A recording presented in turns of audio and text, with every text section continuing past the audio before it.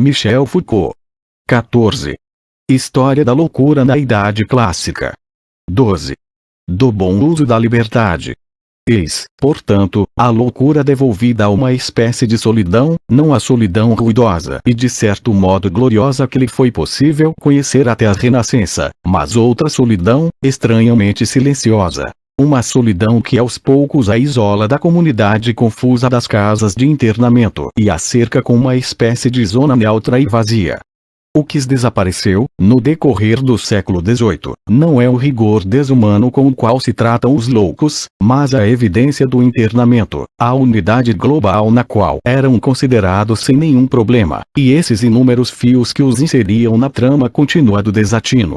Libertada a loucura já está, bem antes de Pinel, não das coações materiais que a mantém na prisão, mas de uma sujeição bem mais constrangedora, talvez mais decisiva, que a sustém sob o domínio desse obscuro poder. Antes mesmo da Revolução, ela está livre. Livre para uma percepção que a individualiza, livre para o reconhecimento de seus rostos singulares e todo o trabalho que enfim lhe atribuirá seu estatuto de objeto.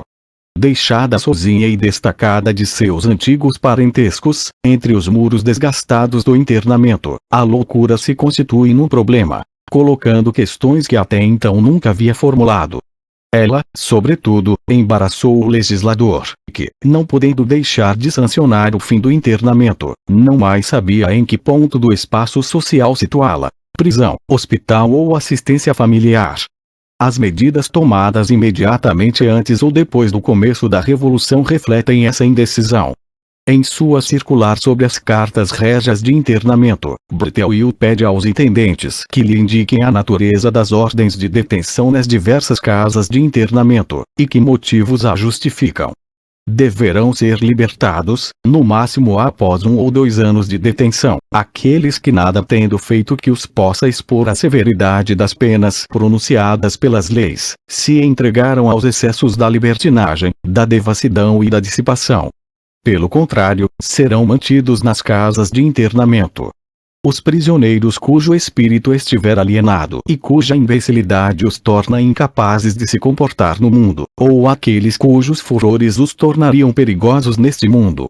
Trata-se, a respeito deles, apenas de ter certeza de que seu estado é sempre o mesmo e, infelizmente, torna-se indispensável continuar sua detenção enquanto se reconhecer que sua liberdade é, ou nociva à sociedade, ou inútil para eles mesmos.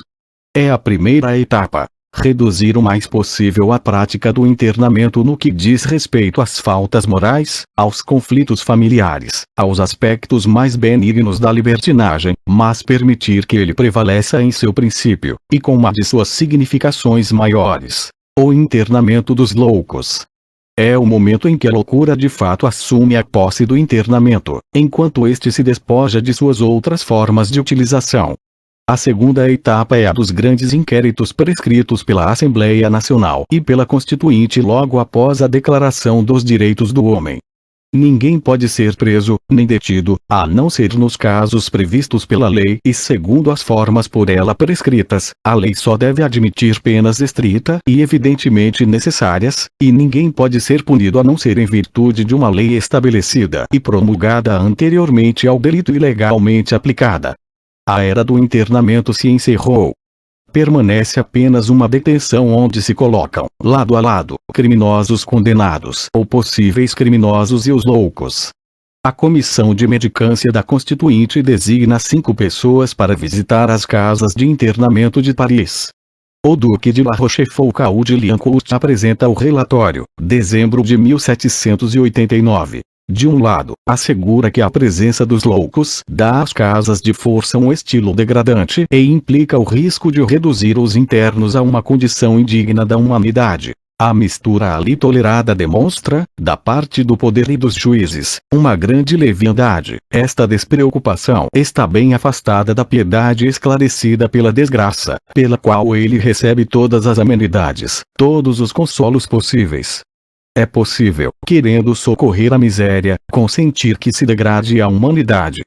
Se os loucos aviltam os que por imprudência são misturados com eles, é preciso reservar-lhes um internamento que lhes seja especial.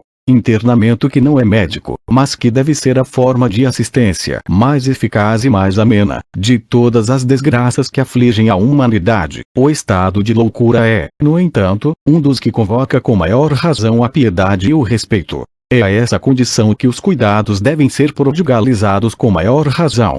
Quando a cura é sem esperança, quantos meios ainda sobram, quantos bons tratamentos existem que podem proporcionar a esses infelizes pelo menos uma existência suportável. Nesse texto, a condição da loucura aparece em sua ambiguidade. É preciso ao mesmo tempo proteger de seus perigos a população internada e conceder-lhe o favor de uma assistência especial. Terceira etapa, a grande série de decretos baixados entre 12 e 16 de março de 1790.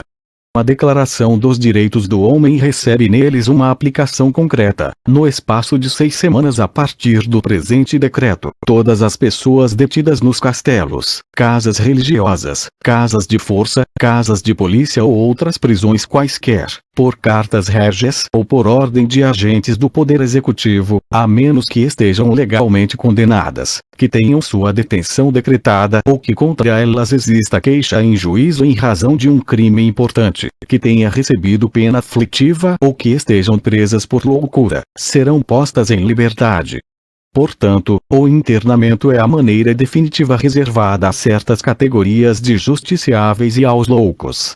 Mas para estes prevê-se uma atenuante: as pessoas detidas por demência serão, durante o espaço de 3 meses, a contar do dia da publicação do presente decreto, de acordo com a diligência de nossos procuradores, interrogadas pelos juízes nas formas de costume e em virtude de suas ordenações visitadas pelos médicos, que, sob a supervisão dos diretores de distrito, explicarão a verdadeira situação dos doentes a fim de que, após a sentença declaratória de sua condição, sejam liberados ou tratados nos hospitais que para tanto serão indicados. Parece que, daqui para frente, já se fez uma opção.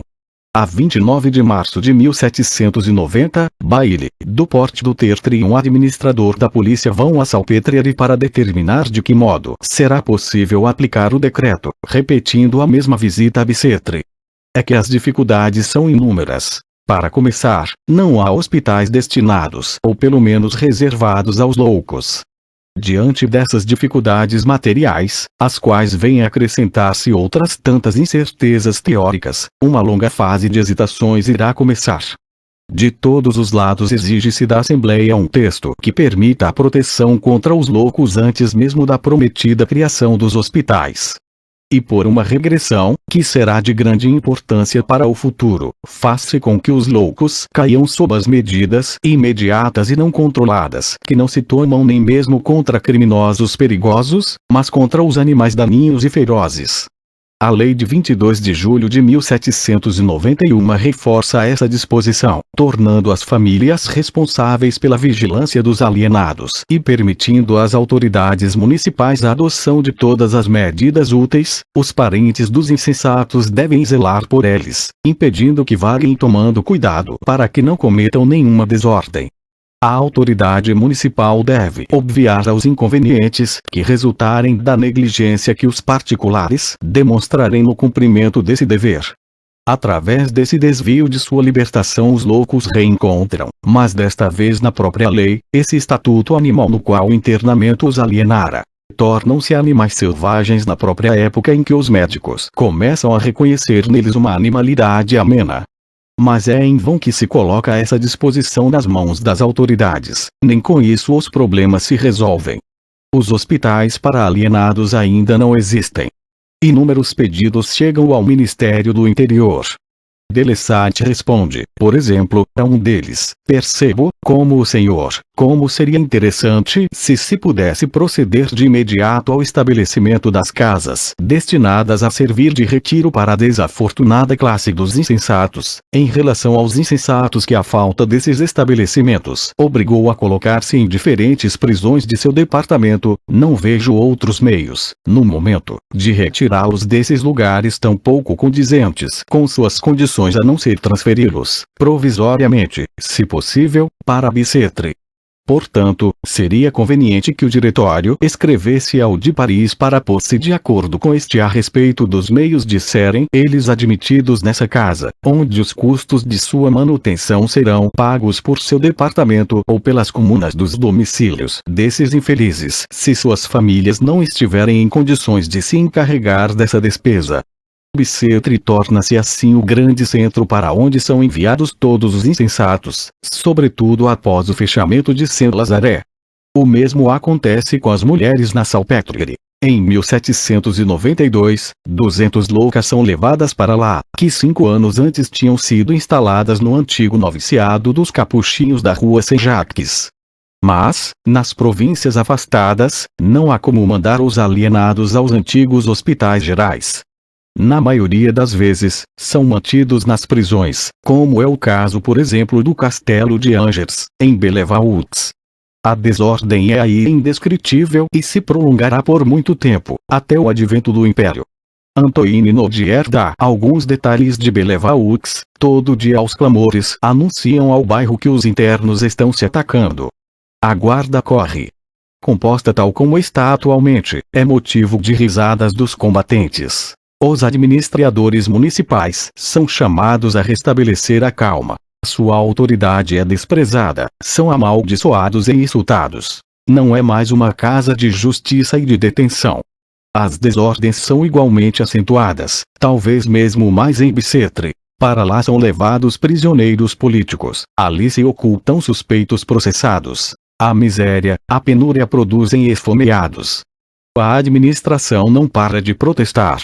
Pede-se que os criminosos sejam afastados e, coisa importante, alguns sugerem ainda que, nesses lugares de detenção, sejam colocados loucos. A 9 Brumário ano 3, o ecônomo de Bicêtre escreve aos cidadãos Grand Pré e os membros da Comissão das Administrações e dos Tribunais. Declaro que no momento em que a humanidade está decididamente na ordem do dia, não há ninguém que deixe de sentir um movimento de horror vendo reunidos no mesmo asilo o crime e a indigência. Será necessário lembrar os massacres de setembro, as evasões contínuas e, para tantos inocentes, o espetáculo dos prisioneiros passados pelo garrote, da corrente que parte. Os pobres e os velhos indigentes, só veem correntes, grades, fechaduras. Acrescente-se a isso os gemidos dos detidos que às vezes chegam até eles. É sobre isto, enfim, que me apoio para pedir novamente que os prisioneiros sejam retirados de Bicêtre, aí deixando apenas os pobres, ou que os pobres sejam daí retirados, deixando-se apenas os prisioneiros. E agora, o que é decisivo, se pensarmos que esta carta foi escrita em plena Revolução, bem depois dos relatórios de Cabanis, e vários meses depois que Pinel, segundo a tradição, libertou os alienados de Bicêtre, talvez, neste último caso, se pudesse aí deixar os loucos, outra espécie de infelizes que fazem a humanidade sofrer horrivelmente. Apressem-se, portanto, cidadãos que estimam a humanidade, a realizar sonho tão belo, e convençam-se de que assim serão merecedores dela. Enorme era a confusão desses anos, difícil era determinar o lugar que a loucura deveria ocupar na humanidade que estava sendo reavaliada, difícil era situar a loucura num espaço social que estava em vias de reestruturação. Mas já, nessa cronologia, ultrapassamos a data tradicionalmente fixada para o começo da Grande Reforma. As medidas tomadas de 1780 a 1793 situam o problema. A desaparição do internamento deixa a loucura sem nenhuma inserção precisa no espaço social. E diante do perigo solto, a sociedade reage de um lado através de um conjunto de decisões a longo prazo, conforme a um ideal que está surgindo, criação de casas reservadas aos insensatos. E do outro, por uma série de medidas imediatas, que devem permitir-lhe dominar a loucura pela força, medidas regressivas, se pretende avaliar esta história em termos de progresso. Situação ambígua, porém significativa do embaraço então existente, e que é testemunho de novas formas de experiência que estão surgindo. Para compreendi-las, é necessário justamente libertar-se de todos os temas do progresso, daquilo que eles implicam de visão perspética e de teleologia. Levantada esta opção, deve-se poder determinar as estruturas de conjunto que arrastam as formas da experiência num movimento indefinido, aberto somente para a continuidade de seu prolongamento, e que nada poderia deter, mesmo para nós. Portanto, é necessário evitar meticulosamente procurar nos anos que cercam a reforma de Pinel e Tuque alguma coisa que seria como que um advento de um reconhecimento positivo da loucura, advento de um tratamento humano dos alienados. É necessário deixar aos eventos desse período e às estruturas que os suportam sua liberdade de metamorfosear-se. Um pouco abaixo das medidas jurídicas, na parte inferior das instituições, e nesse debate cotidiano em que se confrontam, se dividem, se comprometem e se reconhecem enfim o louco e o não louco, no curso desses anos formaram-se algumas figuras decisivas, evidentemente, uma vez que são elas que provocaram a psiquiatria positiva. Delas surgiram os mitos de um reconhecimento enfim objetivo e médico da loucura, que as justificou a seguir, consagrando-as como descoberta e liberação da verdade. De fato, não se pode descrever essas figuras em termos de conhecimento. Elas se situam aquém dele, lá onde o saber está ainda próximo de seus gestos, de suas familiaridades, de suas primeiras palavras. 3 dessas estruturas foram sem dúvida determinantes. 1. Numa vieram confundir-se o velho espaço do internamento, agora reduzido e limitado, e um espaço médico que se havia formado a Loures e que não pode ajustar-se a ele a não ser através de modificações e depurações sucessivas. 2. Uma outra estrutura estabelece entre a loucura e quem a reconhece, vigia e julga, um novo relacionamento, neutralizado, aparentemente purificado de toda cumplicidade, e que pertence à esfera do olhar objetivo. 3. Na terceira, o louco se vê confrontado com o criminoso, porém nem num espaço de confusão, nem sob a espécie da irresponsabilidade. É uma estrutura que vai permitir à loucura habitar o crime sem reduzi-lo e que ao mesmo tempo autorizará o homem razoável a julgar e dividir as loucuras segundo as novas formas da moral. Por trás da crônica da legislação cujas etapas esboçamos, são essas estruturas que se tem de estudar. Durante muito tempo, o pensamento médico e a prática do internamento haviam permanecido estranhos um ao outro. Enquanto se desenvolvia, segundo suas leis próprias, o conhecimento das doenças do espírito, uma experiência concreta da loucura tomava lugar no mundo clássico, experiência simbolizada e fixada pelo internamento. Ao final do século XVIII, essas duas figuras se aproximam, com o objetivo de uma primeira convergência. Não se trata de uma iluminação, nem mesmo de uma tomada de consciência, que teria revelado, numa conversão do saber, que os internos eram doentes, mas sim de um obscuro trabalho no qual se defrontaram o velho espaço de exclusão, homogêneo, uniforme, rigorosamente limitado, e esse espaço social da assistência que o século XVIII acabou de fragmentar, de tornar polimorfo, segmentando segundo as formas psicológicas e morais da devoção. Mas esse novo espaço não está adaptado aos problemas próprios da loucura. Se prescrevia aos pobres válidos a obrigação de trabalhar, se confiava às famílias o tratamento dos doentes, estava fora de cogitação deixar que os loucos se misturassem à sociedade. No mínimo se podia tentar mantê-los no espaço familiar, proibindo aos particulares deixar os loucos perigosos da família circularem livremente. Mas, com isso, a proteção só é feita de um lado, e de um modo bem frágil. Quanto mais a sociedade burguesa se sente inocente diante da miséria, mais ela reconhece sua responsabilidade diante da loucura, e sente que deve proteger dela o homem privado. Na época em que doença e pobreza se tornavam pela primeira vez coisas privadas, da esfera apenas dos indivíduos ou das famílias, a loucura, por isso mesmo, exigia um estatuto público e a definição de um espaço de confinamento que garantisse a sociedade contra seus perigos. A natureza desse confinamento ainda não é determinada. Não se sabe se estará próxima da correção ou da hospitalidade.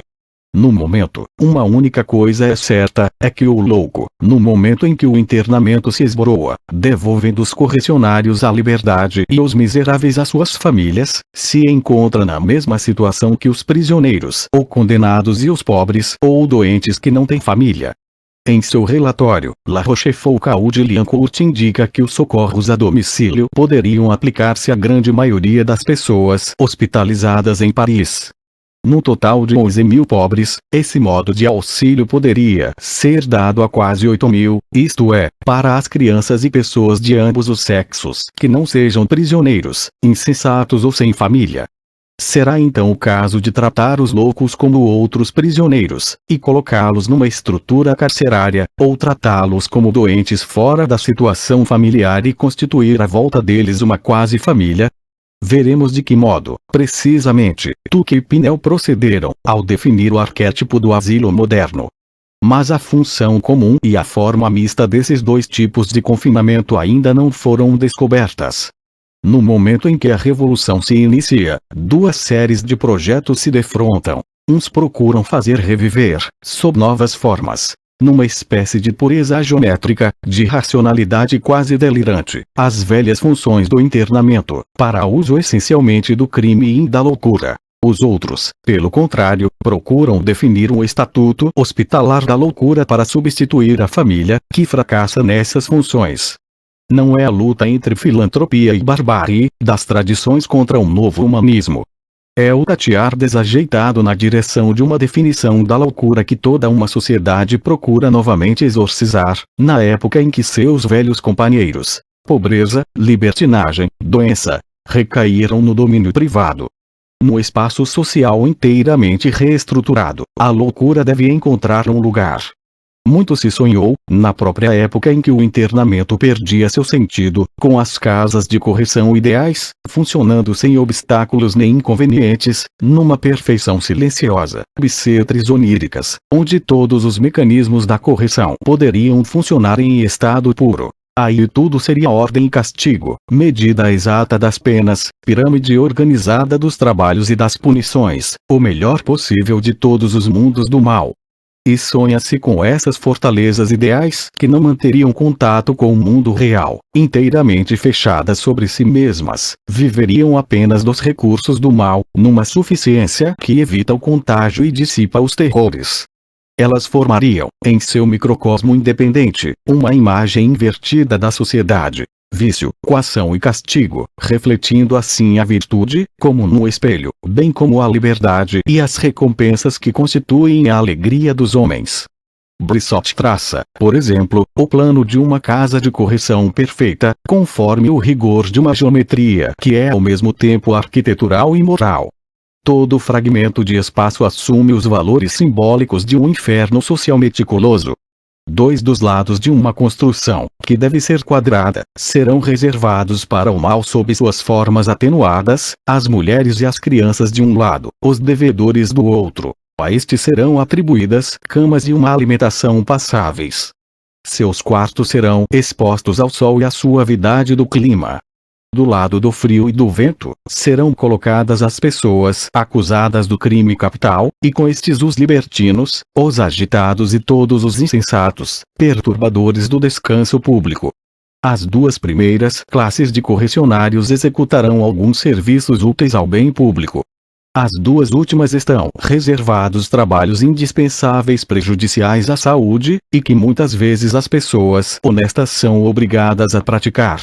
Os trabalhos serão proporcionais à força e à delicadeza, à natureza dos crimes, etc. Assim, os vagabundos, os libertinos e os celerados se ocuparão em quebrar pedras, polir os mármores, moer cores, e serão utilizados nas manipulações químicas, nas quais a vida dos cidadãos honestos normalmente está em perigo. Nessa maravilhosa economia, o trabalho adquire uma dupla eficácia, produz ao destruir, com o trabalho necessário à sociedade, nascendo da própria morte do operário que lhe é indesejável. A vida inquieta e perigosa do homem transcorre na docilidade do objeto. Todas as irregularidades dessas existências insensatas se igualaram finalmente nessa superfície polida do mármore.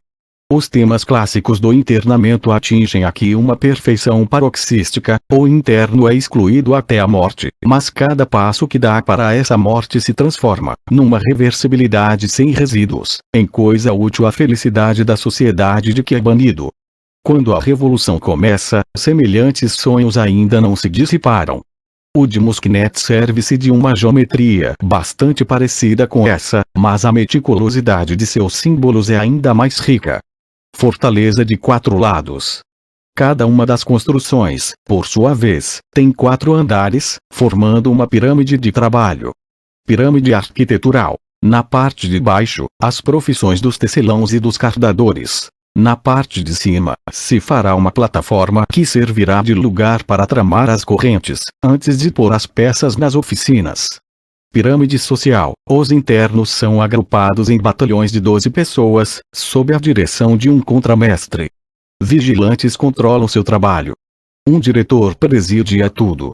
Hierarquia, enfim, dos méritos, que culmina na libertação. Toda semana, o mais esforçado dos trabalhadores receberá do senhor presidente um prêmio de 6 libras, e aquele que ganhar esse prêmio por 3 vezes conseguirá a liberdade. Esse é o quadro do trabalho e do interesse. O equilíbrio se dá no ponto justo. O trabalho do interno é valor mercantil para a administração e tem, para o prisioneiro, valor de compra de sua liberdade, um único produto e 2 sistemas de ganho. Mas há também um mundo da moralidade, simbolizado pela capela, que deve situar-se no centro do quadrado formado pelas construções. Homens e mulheres deverão assistir à missa todos os domingos, e prestar atenção ao sermão, que terá sempre por objeto provocar-lhes o arrependimento de suas vidas passadas, fazendo-os compreender como a libertinagem e a ociosidade tornam os homens infelizes, mesmo nesta vida, e fazê-los resolver assumir um comportamento melhor no futuro. Se um prisioneiro que já ganhou algum prêmio, que está apenas a 1 ou 2 etapas de sua liberdade, perturbar a missa, ou se mostrar desregrado em seus costumes, logo perderá o benefício adquirido. A liberdade não tem apenas um preço mercantil, mas também um valor moral, e deve ser adquirida através da virtude. Portanto, o prisioneiro é colocado no ponto de encontro de 2 conjuntos, um, puramente econômico, constituído pelo trabalho, seu produto e suas gratificações. Outro, puramente moral, constituído pela virtude, pela vigilância e pelas recompensas. Quando um e outro coincidem, num trabalho perfeito que é ao mesmo tempo pura moralidade, o interno está livre. A própria casa de correção, essa bissetre perfeita, não passa de um benefício. Musknet estima esse trabalho não remunerado em exatamente 500.000 libras por ano para 400 operários. E para o mundo interior que ele encerra, é uma gigantesca purificação moral. Não existe homem tão corrompido a ponto de ser incorrigível. Trata-se apenas de fazer com que conheça seus verdadeiros interesses, e nunca de embrutecê-lo com punições insuportáveis e sempre acima da fraqueza humana. Tocamos aí nas formas extremas do mito do internamento. Este se esboça no esquema complexo, onde todas as intenções transparecem. Com toda ingenuidade, transforma-se naquilo que já era obscuramente. Controle moral para os internos, lucro econômico para os outros. E o produto do trabalho aí realizado decompõe-se rigorosamente, de um lado o lucro, que cabe inteiramente à administração, e através dela à sociedade. Do outro, a gratificação, que cabe ao trabalhador sob a forma de certificados de moralidade. Espécie de verdade caricatural e que não designa apenas aquilo que o asilo pretendia ser, mas o estilo no qual toda uma forma da consciência burguesa estabelecia as relações entre o trabalho, o lucro e a virtude. É o ponto onde a história da loucura resvala para os mitos onde se exprimiram tanto a razão quanto o desatino. Com esse sonho de um trabalho realizado inteiramente no despojamento da moralidade, com este outro sonho de um trabalho que encontra sua positividade na morte daquele que o realiza, o internamento atinge uma verdade excessiva. Tais projetos são dominados agora apenas por uma superabundância de significações psicológicas e sociais, por todo um sistema de símbolos morais em que a loucura se vê nivelada. Ela não passa então de desordem, irregularidade, erro obscuro, um desarranjo no homem que perturba o estado e contradiz a moral. No momento em que a sociedade burguesa percebe a inutilidade do internamento e deixa escapar essa unidade de evidência que tornava o desatino sensível à era clássica, ela se põe a sonhar com um trabalho puro, para ela, todo o lucro, para os outros, apenas a morte e a submissão moral, onde tudo o que há de estranho no homem seria sufocado e reduzido ao silêncio. Nesses devaneios, o internamento se extenua. Torna-se forma pura, instala-se com facilidade na rede das utilidades sociais, revela-se infinitamente fecundo. Inútil trabalho, o de todas essas elaborações míticas, que retomam, numa geometria fantástica, os temas de um internamento já condenado. No entanto, purificando o espaço do internamento de todas as suas contradições reais, tornando assimilável, pelo menos no imaginário, às exigências da sociedade, ele tentava substituir o valor exclusivamente de exclusão por uma significação positiva. Essa região, que havia formado uma espécie de zona negativa nos limites do Estado, procurava tornar-se um meio cheio onde a sociedade pudesse reconhecer-se e pôr em circulação seus próprios valores. Nessa medida, os sonhos de Brissot ou de Mosquinet são cúmplices de outros projetos aos quais a seriedade de que estão revestidos, suas preocupações filantrópicas e as primeiras preocupações médicas parecem dar um sentido inteiramente oposto. Embora lhes sejam contemporâneos, esses projetos são de estilos bem diferentes. Imperava neles a abstração de um internamento considerado em suas formas mais gerais, sem referência ao interno, que era antes a ocasião e o material do que a razão de ser do internamento. Aqui, pelo contrário, eram exaltados esse rosto singular que a loucura assumiu no século XVIII à medida que o internamento perdia suas estruturas essenciais e aquilo que podia haver de particular nos internos. A alienação é aí tratada em si mesma, não tanto como um dos casos de internamento necessário, mas como um problema em si para si, onde o internamento assume apenas uma figura de solução. É a primeira vez que se vêem defrontadas sistematicamente a loucura internada e a loucura tratada, a loucura aproximada do desatino e a loucura aproximada da doença.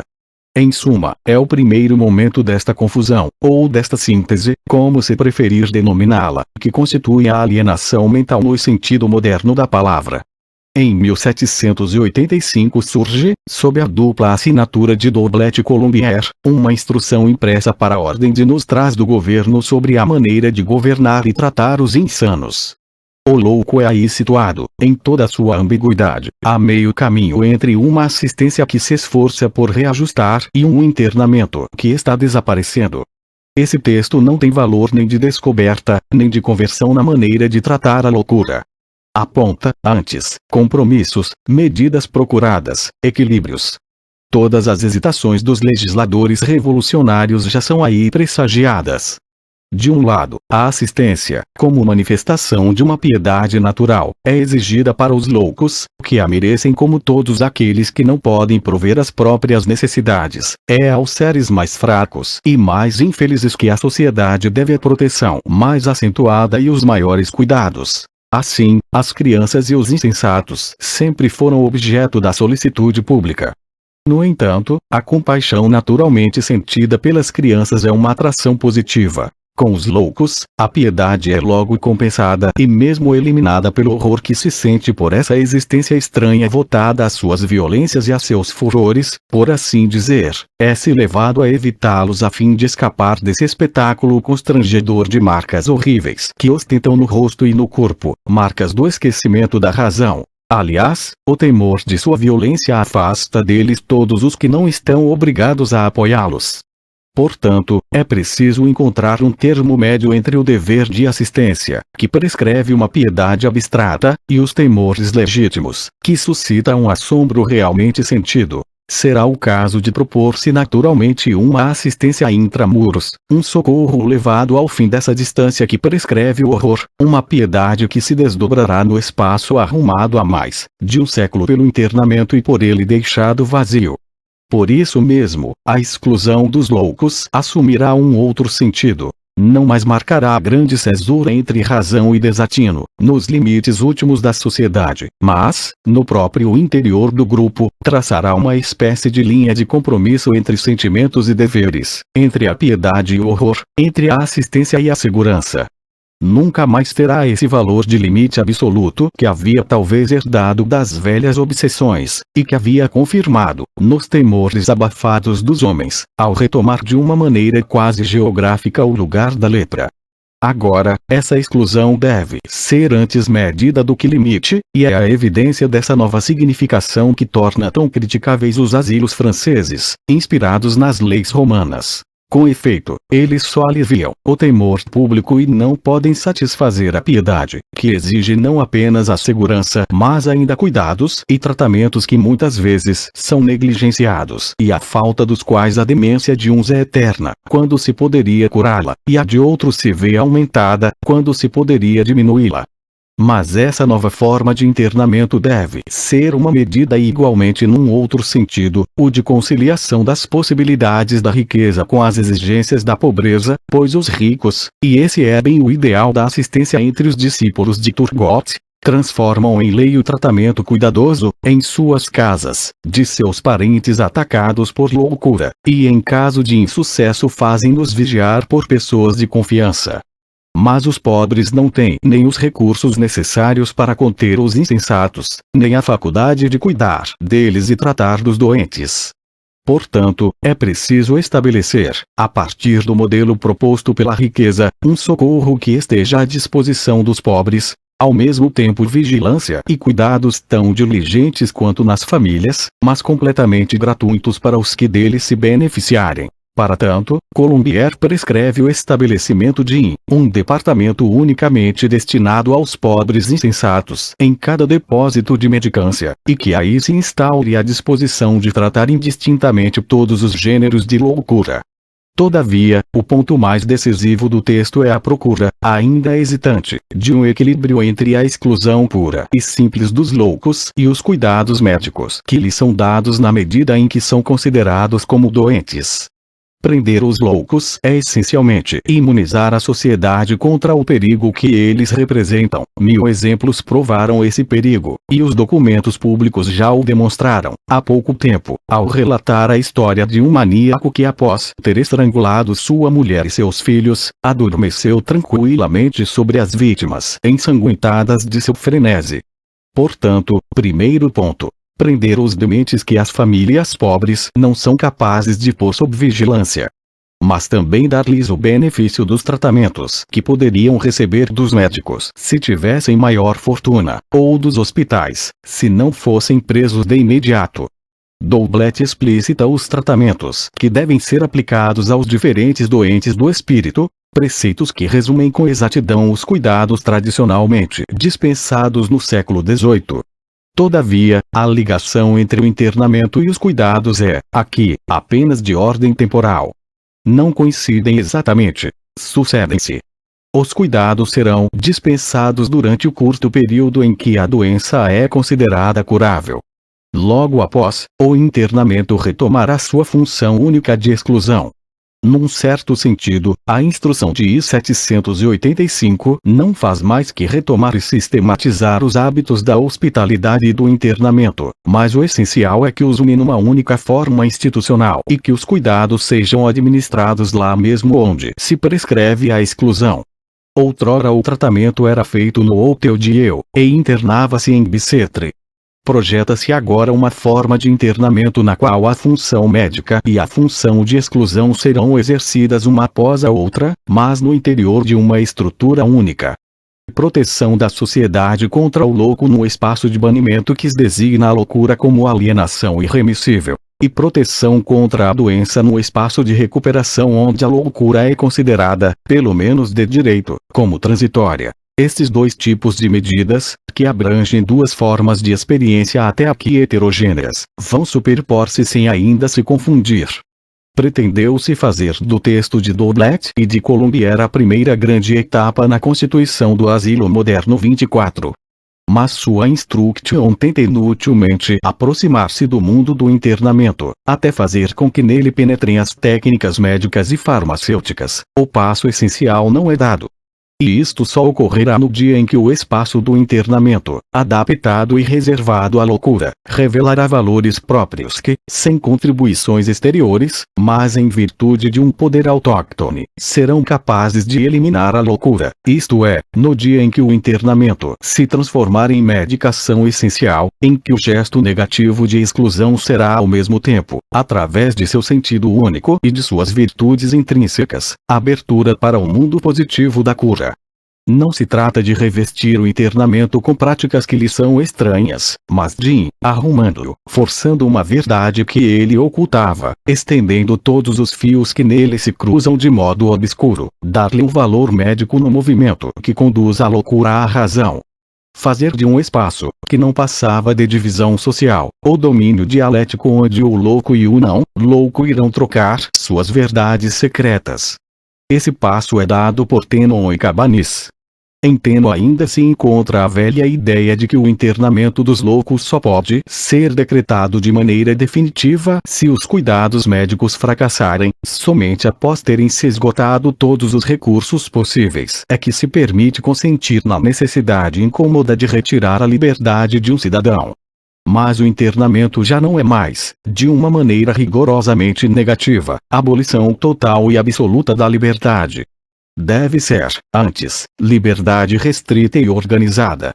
Se destina a evitar todos os contatos com o mundo da razão, e neste sentido é sempre uma prisão, ele deve abrir, para o exterior, no espaço vazio onde a loucura é permitido exprimir-se, não para que seja abandonada a sua raiva cega, mas para que lhe seja deixada uma possibilidade de satisfação, uma possibilidade de apaziguamento que a coação ininterrupta não lhe pode permitir. O primeiro remédio é oferecer ao louco uma certa liberdade, de modo que possa entregar-se comedidamente aos impulsos que a natureza lhe impõe. Sem procurar dominá-la inteiramente, o internamento funciona antes como se devesse permitir à loucura um recuo graças ao qual ela possa ser ela mesma, surgindo numa liberdade despojada de todas as reações secundárias, violência, raiva, furor, desespero, que não deixam de provocar uma opressão constante. A era clássica, pelo menos em alguns de seus mitos, havia assimilado a loucura às formas mais agressivas da animalidade, o que aparentava o demente ao animal era predação.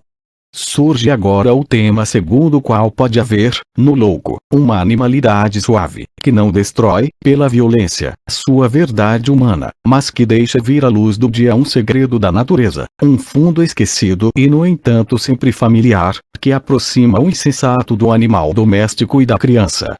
A loucura não é mais uma perversão absoluta na contra-natureza, mas a invasão de uma natureza bem próxima.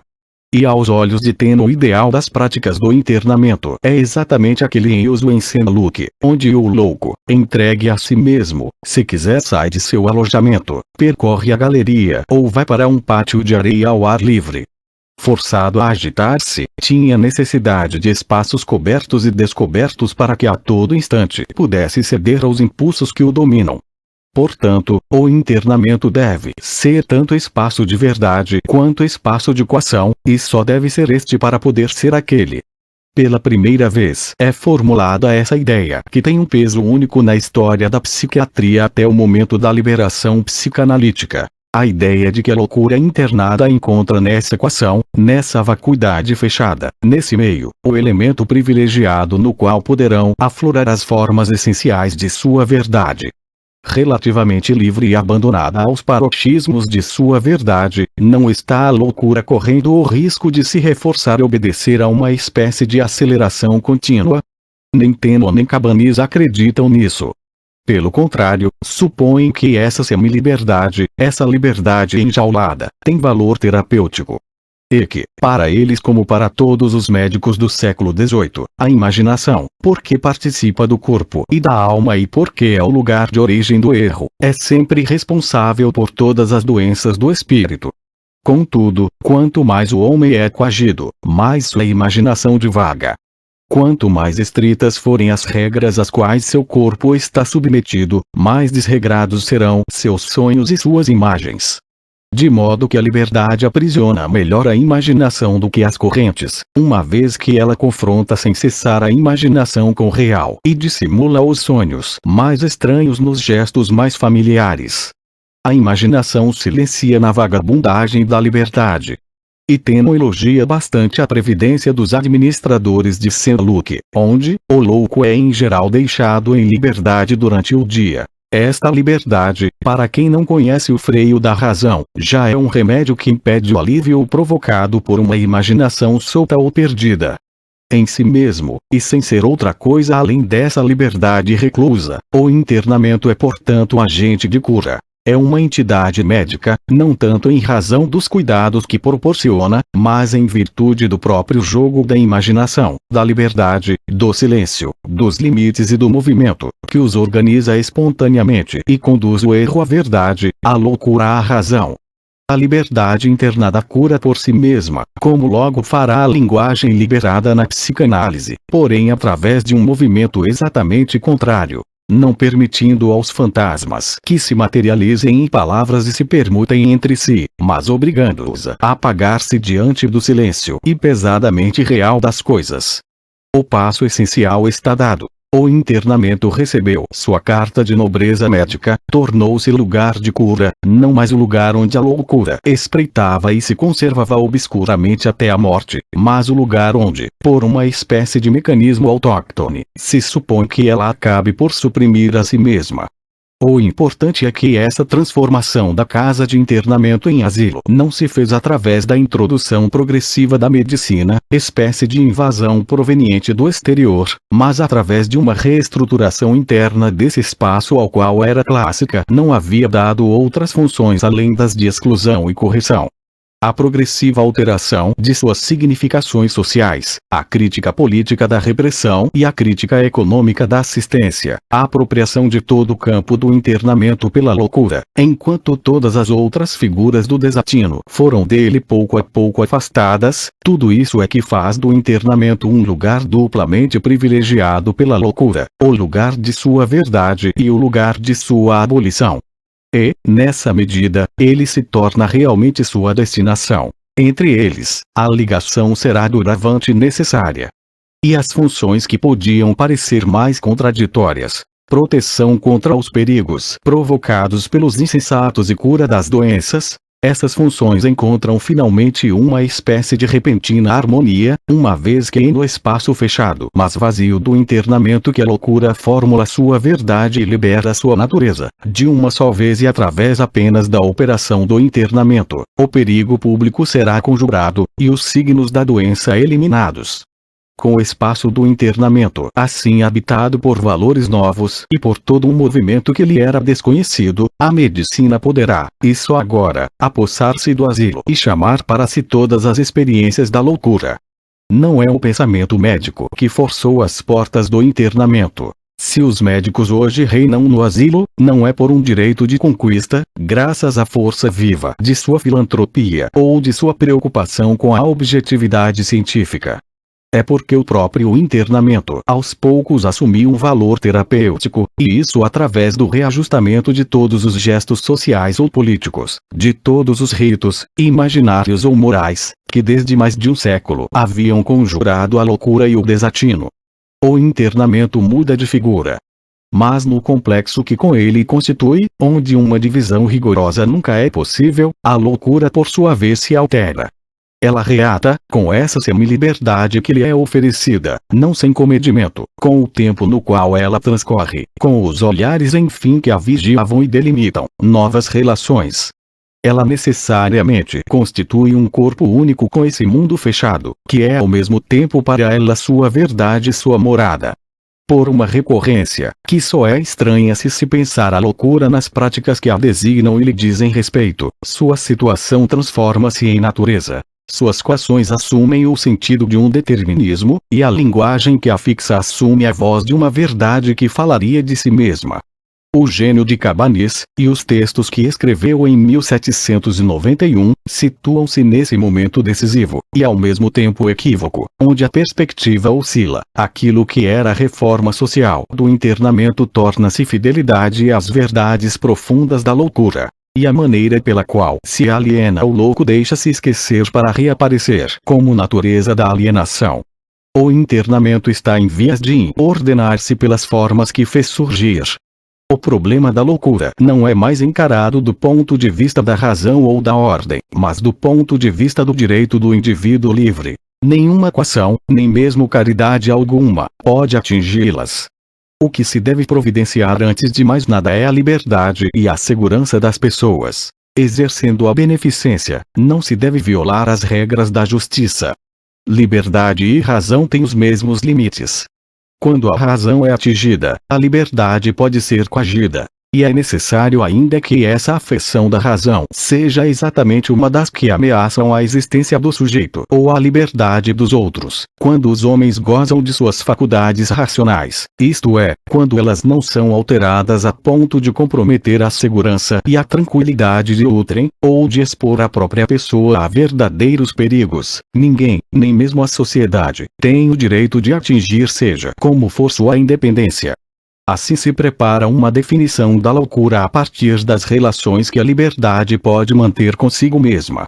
As velhas concepções jurídicas que liberavam o louco de sua responsabilidade penal e o privavam de seus direitos civis não constituíam uma psicologia da loucura. Essa suspensão da liberdade pertencia apenas à esfera das consequências jurídicas.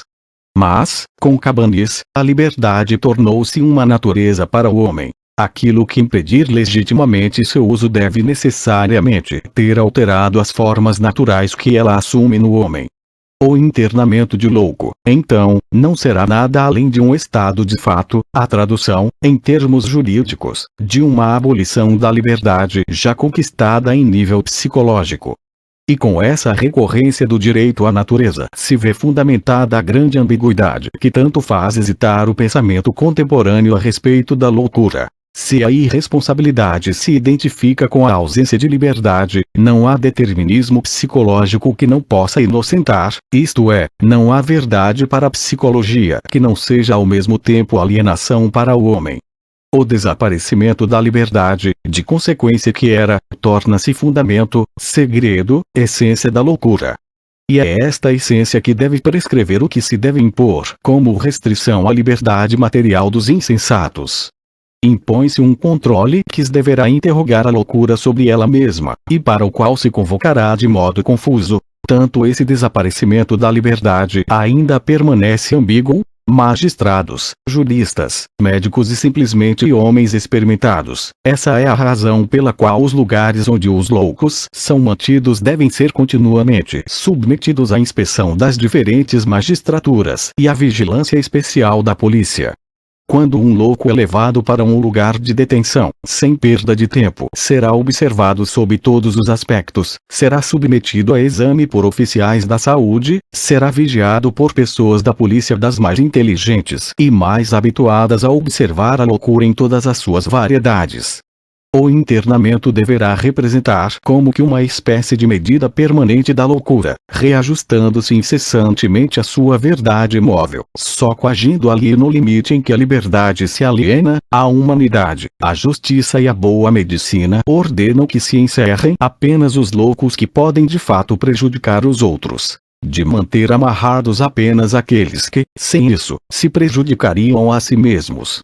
A justiça que imperiará no asilo não será mais a da punição, mas a da verdade, uma certa exatidão no uso das liberdades e das restrições, uma conformidade tão rigorosa quanto possível da coação à alienação da liberdade. E a forma concreta dessa justiça, bem como seu símbolo visível, se encontram não mais na corrente, restrição absoluta e punitiva, que sempre mata as partes que prende, mas naquilo que ia tornar-se a famosa camisola, esse colete estreito de brim ou lona forte que amarra e prende os braços e que deve incomodar tanto mais quanto mais violentos forem os movimentos feitos. Não se deve conceber a camisola como a humanização das correntes e um progresso na direção do seu restraint. Há toda uma dedução conceitual da camisa de força que mostra que na loucura não se faz mais a experiência de um confronto absoluto entre a razão e o desatino, mas a de um jogo sempre relativo, sempre móvel, entre a liberdade e seus limites. O projeto de regulamento que se segue ao Rapport Adressé Département de Paris propõe a aplicação detalhada das principais ideias que o texto de Cabanis desenvolve, a admissão dos loucos ou dos insensatos nos estabelecimentos que lhes são ou serão destinados em toda a extensão do Departamento de Paris, será feita com base no relatório de um médico e um cirurgião legalmente reconhecidos, assinado por duas testemunhas, parentes, amigos ou vizinhos, e autenticado por um juiz de paz da seção ou do cantão.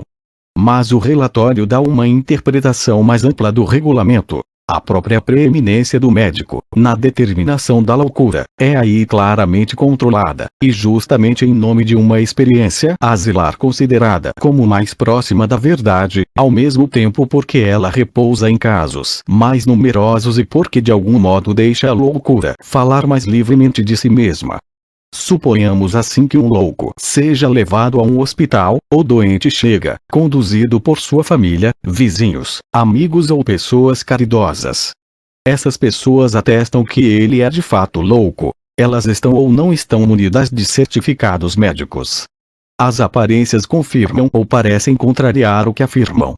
Seja qual for a opinião que então se possa ter a respeito do estado do doente, se as provas de pobreza forem autênticas devesse recebê-lo provisoriamente. Segue-se uma longa observação feita tanto pelas pessoas do serviço quanto pelos oficiais da saúde. É aí que se efetua a divisão, no privilégio do internamento e sob o olhar de uma observação purificada por ele, se o indivíduo apresenta os indícios manifestos da loucura, toda dúvida desaparece. Pode-se admiti-lo sem escrúpulos, deve-se cuidar dele, pô-lo ao abrigo de seus próprios erros e continuar corajosamente o uso dos remédios indicados.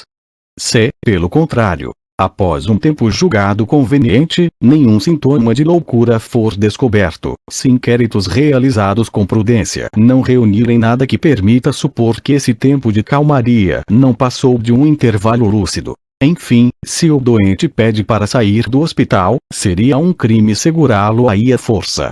Deve-se sem demora devolvê-lo a si mesmo e à sociedade. O certificado médico à entrada do asilo, portanto, traz apenas uma garantia duvidosa.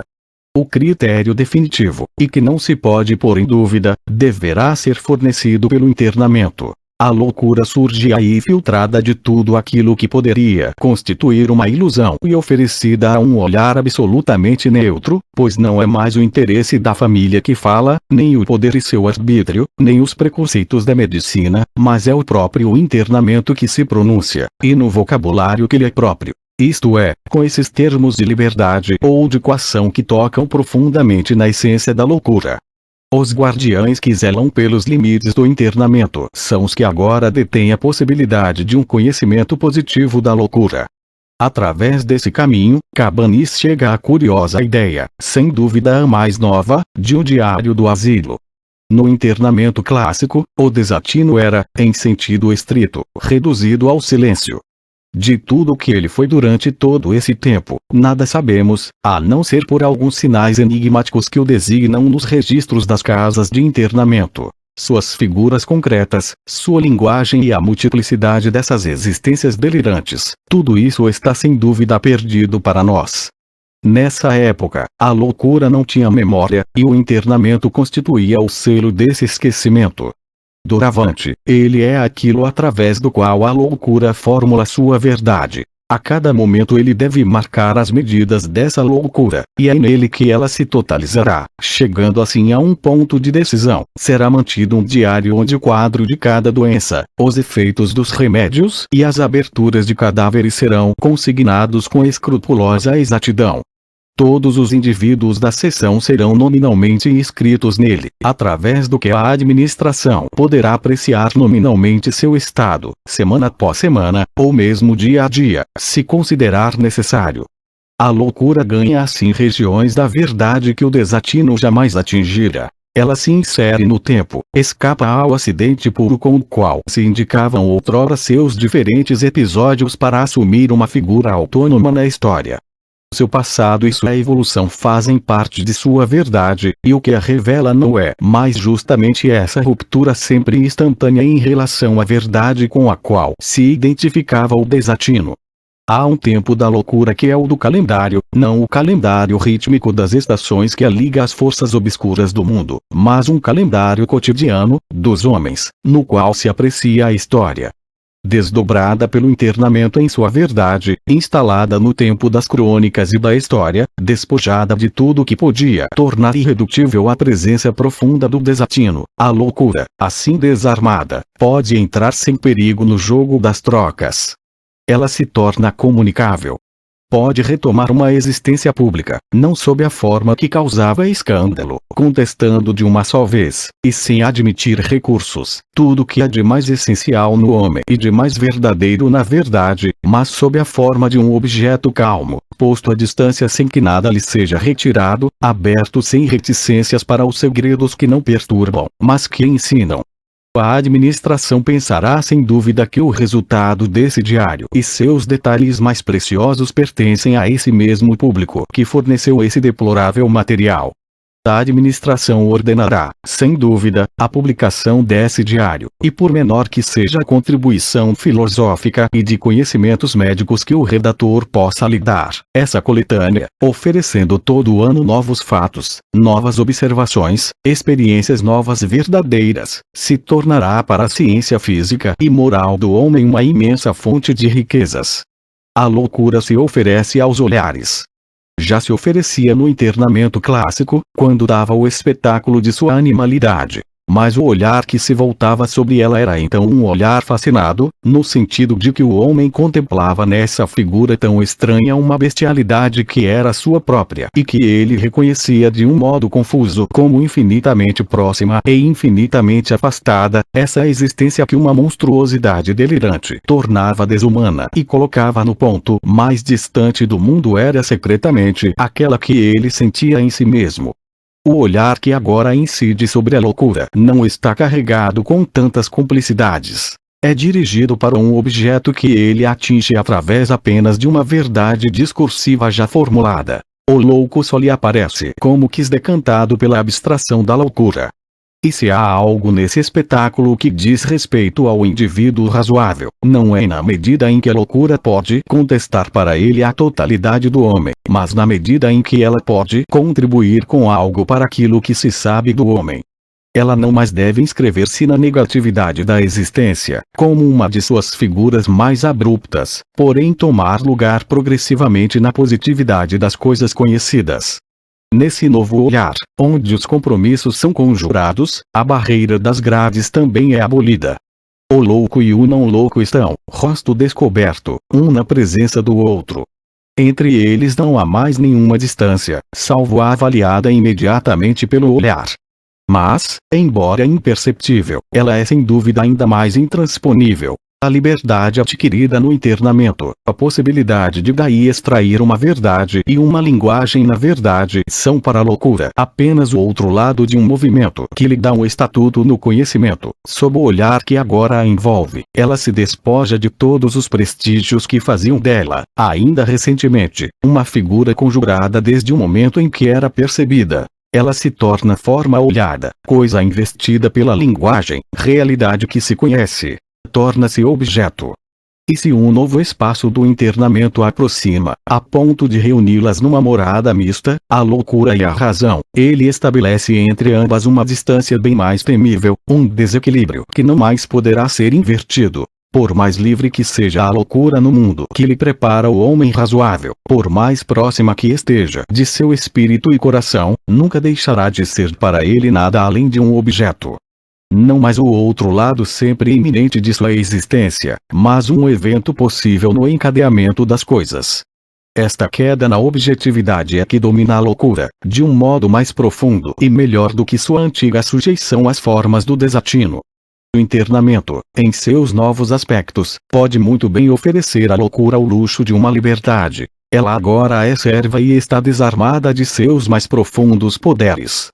E se devesse resumir toda essa evolução numa palavra, seria possível dizer, sem dúvida, que o próprio da experiência do desatino é o fato de nele a loucura ser sujeito de si mesma, mas que na experiência que se forma, nesse fim de século XVIII, a loucura é alienada de si mesma no estatuto de objeto que ela recebe.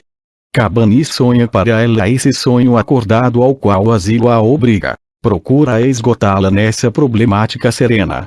Coisa curiosa. Nesse mesmo momento ela retoma a vida à luz e se carrega de todo um conteúdo concreto. Enquanto se purifica para o conhecimento e se despoja de suas antigas cumplicidades, ela se engaja numa série de interrogações que a moral faz a si mesma.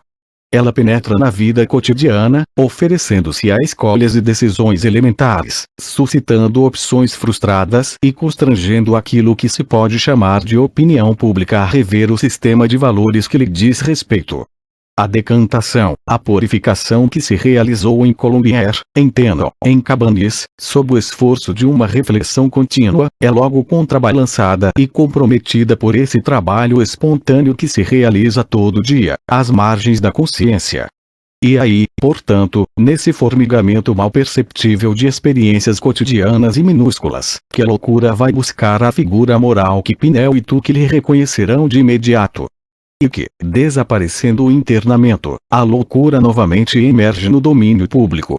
Ela reaparece levada como por uma invasão lenta e abafada, interrogando os juízes, as famílias e todos os responsáveis pela ordem. Enquanto se procura um estatuto para ela, a loucura coloca questões urgentes, o velho conceito, familiar, policial, social, de homem desatinado se desfaz, deixando que se confrontem, uma com a outra e sem intermediação, a noção jurídica de responsabilidade e a experiência imediata da loucura. Começa todo um trabalho com o qual o conceito negativo de alienação, tal como o definia o direito, vai deixar-se penetrar aos poucos e alterar-se pelas significações morais que o homem cotidiano atribui à loucura. No tenente de polícia deve-se distinguir o magistrado e o administrador. O primeiro é o homem da lei, o segundo, do governo 35. E diz Essertz, alguns anos mais tarde, comenta essa definição que ele mesmo havia dado, relendo em abril de 1789 esse artigo escrito em 1784. Devo acrescentar que a nação faz votos de que essa parte da administração seja destruída, ou pelo menos modificada, de maneira que a liberdade dos cidadãos seja assegurada da maneira mais inviolável. A reorganização da polícia, no começo da Revolução, fazendo desaparecer esse poder ao mesmo tempo independente e misto, confia seus privilégios ao cidadão, ao mesmo tempo homem privado e vontade coletiva. As circunscrições eleitorais, criadas pelo decreto de 28 de março de 1789, vão servir de moldura para a reorganização da polícia. Em cada um dos distritos de Paris estabelecem-se 5 companhias, uma das quais é paga. Na maioria das vezes trata-se da antiga polícia, sendo as 4 restantes formadas por cidadãos voluntários. Da noite para o dia, o homem privado se vê encarregado de assegurar essa divisão social imediata, anterior ao ato da justiça, que é tarefa de toda a polícia. Ele lida diretamente, sem intermediários nem controle, com todo o material humano que era antes enviado ao internamento. Vagabundagem, prostituição, devassidão, imoralidade, por certo, todas as formas confusas que vão da violência ao furor, da fraqueza de espírito à demência. O homem, enquanto cidadão, é convocado a exercer em seu grupo o poder, provisoriamente absoluto, da polícia. Cabe a ele realizar esse gesto obscuro e soberano com o qual uma sociedade designa um indivíduo como indesejável ou estranho à unidade que ela forma. É ele que tem por tarefa julgar os limites da ordem e da desordem, da liberdade e do escândalo, da moral e da imoralidade. É nele agora, e em sua consciência, que se deposita o poder em virtude do qual deve operar-se imediatamente, e antes de toda a liberação, a divisão entre loucura e razão. O cidadão é razão universal, e no duplo sentido. Ele é verdade imediata da natureza humana e medida de toda a legislação. Mas é igualmente aquele pelo qual o desatino se separa da razão. Ele é, nas formas mais espontâneas de sua consciência, nas decisões que é levado a tomar desde então, antes de toda a elaboração teórica ou judiciária, ao mesmo tempo o lugar, o instrumento e o juiz da divisão. O homem clássico, como vimos, também reconhecia a loucura, antes de todo saber e numa apreensão imediata. Mas então ele fazia uso de seu bom senso, não de seus direitos políticos. Era o homem enquanto homem que julgava e percebia, sem comentários, uma diferença de fato. Agora, quando tem de tratar com a loucura, o cidadão exerce um poder fundamental que lhe permite ser ao mesmo tempo o homem da lei ou do governo. Enquanto único soberano do Estado burguês, o homem livre se tornou o juiz primeiro da loucura. Com isso o homem concreto, o homem de todos os dias, restabelece com a loucura esses contatos que a era clássica havia interrompido. Mas ele os retoma sem diálogo nem confronto, na forma já dada da soberania e no exercício absoluto e silencioso de seus direitos. Os princípios fundamentais da sociedade burguesa permitem a essa consciência, simultaneamente privada e universal, imperar sobre a loucura antes de toda contestação possível. E quando a restitui à experiência judiciária ou médica, nos tribunais ou nos asilos, ela já a dominou secretamente. Esse reino terá sua forma primeira, e bem transitória, nos tribunais de família, velha ideia, já bem anterior à Revolução e que os hábitos do antigo regime pareciam esboçar antecipadamente. A respeito dos memoriais pelos quais as famílias solicitavam as cartas régias de internamento, o tenente de polícia Bertin escreveu aos intendentes a 1 de junho de 1764, as precauções que os senhores tomassem a respeito dos seguintes pontos nunca seriam demais. Primeiro, que os memoriais sejam assinados pelos parentes paternos e maternos mais próximos. Segundo, anotar aqueles que não assinaram e as razões que os impediram de fazê-lo. Breteuil, mais tarde, pensará em constituir legalmente uma jurisdição familiar. Finalmente, é um decreto da Constituinte que cria os tribunais de família em maio de 1790. Deveriam constituir a célula elementar da jurisdição civil, mas suas decisões só poderiam ter força executiva após uma ordenação especial baixada pelas instâncias do distrito. Esses tribunais deveriam aliviar as jurisdições do Estado nos inúmeros processos referentes às diferenças de interesses familiares, heranças, copropriedade, etc. Mas atribuía-se-lhes também um outro objetivo. Deviam dar condição e forma jurídica a medidas que outrora as famílias pediam diretamente à autoridade real. Pais dissipadores ou devassos, filhos pródigos, herdeiros incapazes de gerir sua parte, todas essas formas de deficiência, desordem ou conduta errônea, que antes uma carta régia sancionava a falta de um processo total de interdição, estão agora na dependência dessa jurisdição familiar.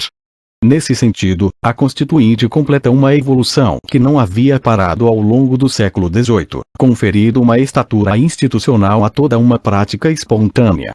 Mas, de fato, a arbitrariedade das famílias e a relatividade de seus interesses estavam longe de serem limitadas com esse tribunal. Pelo contrário, enquanto no antigo regime todo requerimento devia acarretar um inquérito policial com fins de verificação do alegado, na nova jurisdição existe apenas o direito de apelar das decisões do Tribunal de Família para as instâncias superiores.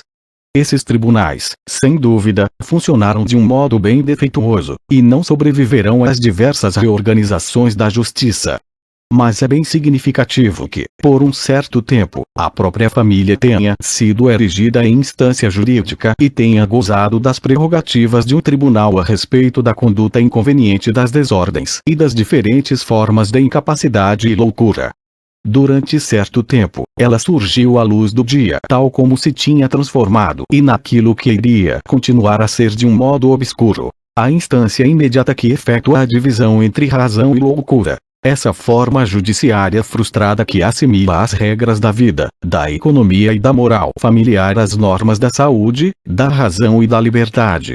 Na família, considerada como instituição e definida como tribunal, a lei não escrita assume uma significação de natureza e ao mesmo tempo o homem privado recebe o estatuto de juiz, trazendo para o domínio do debate público seu diálogo cotidiano com o desatino. Há doravante uma ascendência pública e institucional da consciência privada sobre a loucura. Muitas outras transformações designam essa nova ascendência, de modo bem evidente. Sobretudo as modificações introduzidas na natureza das penas. Às vezes, como vimos, o internamento constituía uma atenuação dos castigos. Mais frequentemente ainda, ele procurava pôr de lado a monstruosidade do crime, quando a pena revelava um excesso, uma violência que revelasse uma espécie de poder inumano. O internamento traçava o limite a partir do qual o escândalo se torna inaceitável. Para a consciência burguesa, pelo contrário, o escândalo se torna um dos instrumentos do exercício de sua soberania. É que, em seu poder absoluto, ela não é somente juiz, mas ao mesmo tempo, e por si mesma, castigo.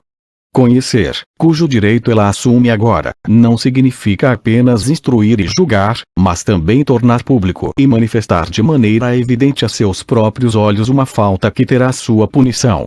Nela devem efetuar-se o julgamento e a execução da sentença, bem como a salvação, através do ato único, ideal e instantâneo, do olhar. O conhecimento assume, no jogo organizado do escândalo, a totalidade do julgamento. Em sua Theoridis Bois Criminelis, Brissot mostra que o escândalo constitui o castigo ideal sempre proporcionado à falta, livre de todo o estigma físico, imediatamente adequado às exigências da consciência moral.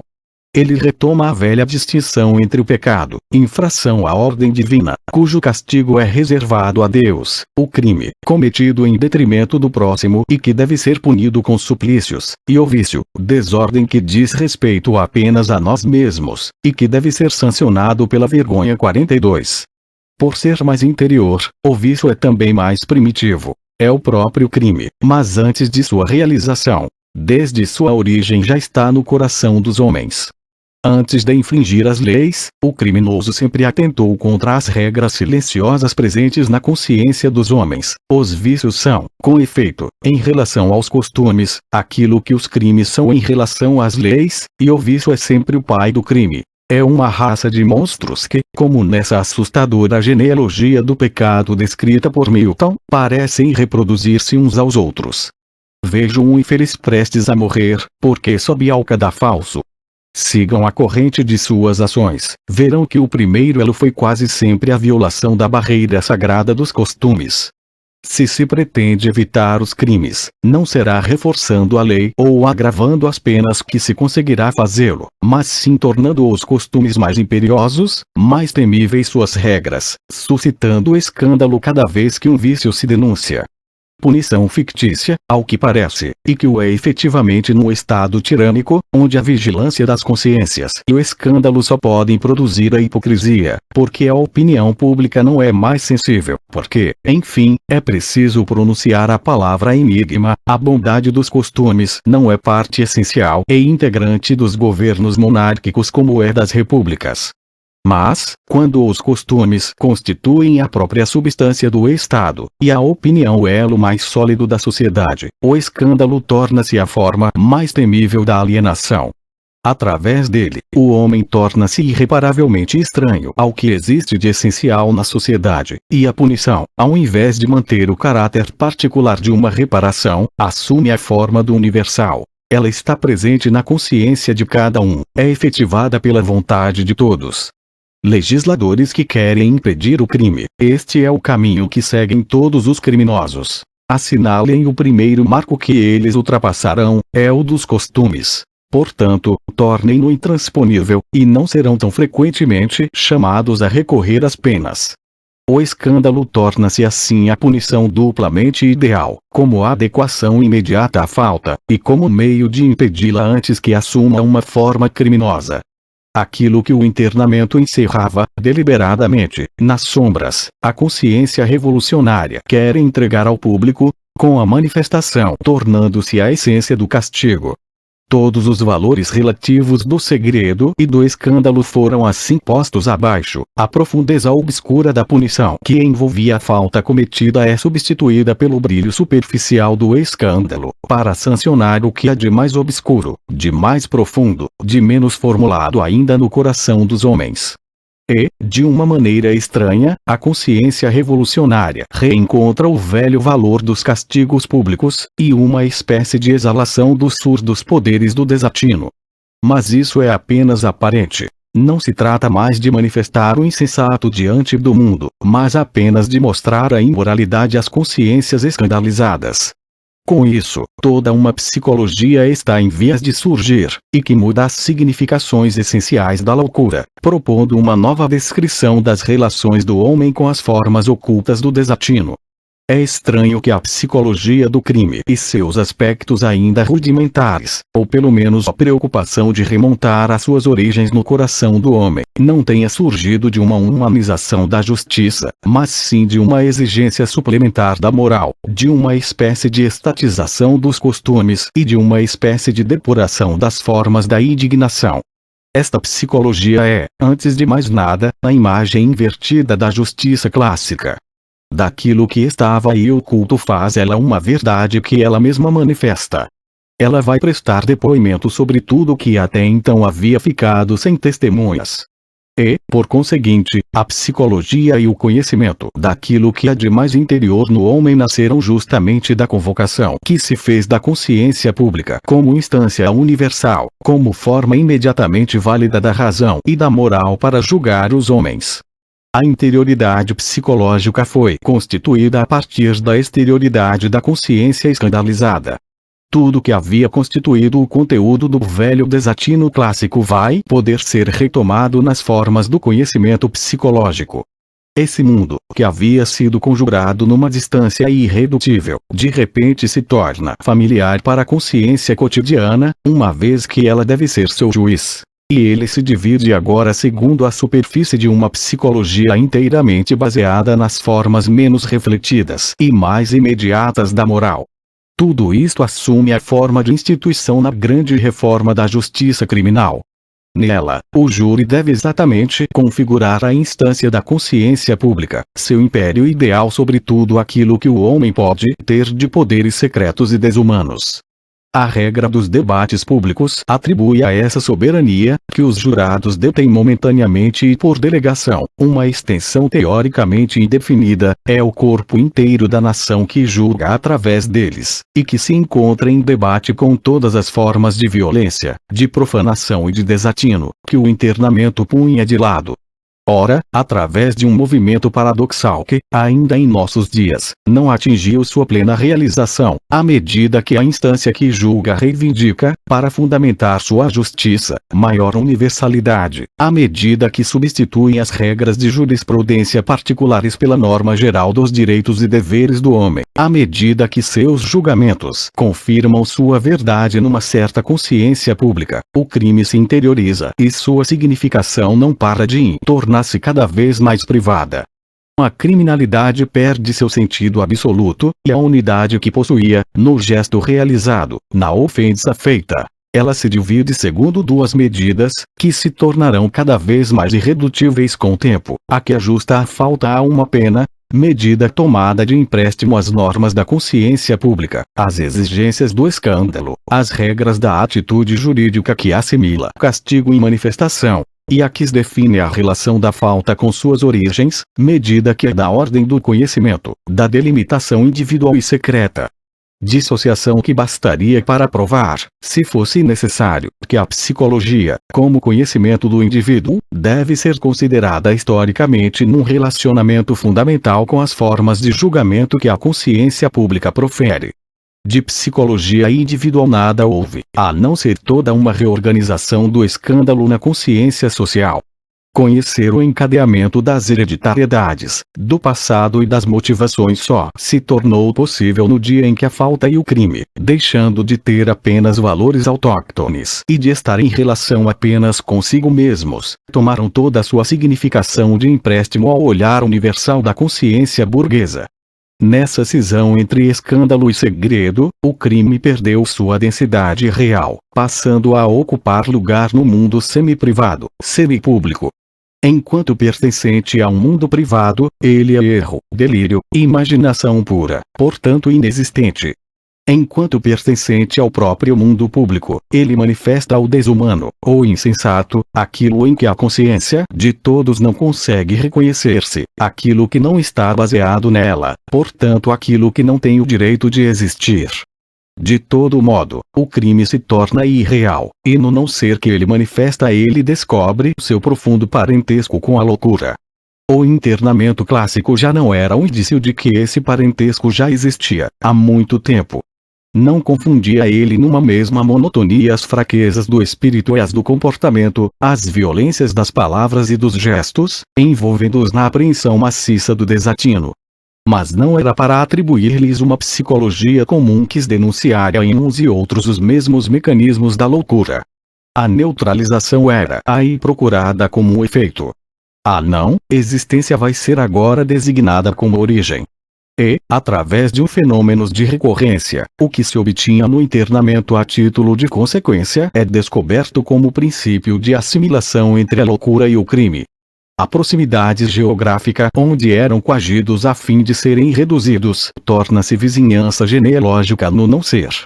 Essa alteração já é perceptível no primeiro caso de crime passional proposto na França diante de um júri em sessão pública. Um evento como esse não é normalmente retido pelos historiadores da psicologia. Mas, para aquele que quer conhecer a significação desse mundo psicológico, que se abriu para o homem ocidental ao final do século XVIII e no qual ele foi levado a procurar sua verdade cada vez mais profundamente, a ponto de agora querer decifrá-la até a última palavra. Para quem quiser saber o que é a psicologia, não enquanto corpo de conhecimentos, mas como fato e expressão culturais próprios do mundo moderno, esse processo e a maneira pela qual foi conduzido tem a importância de um limiar ou de uma teoria da memória. Todo um novo relacionamento do homem com sua verdade está em vias de ser aí formulado.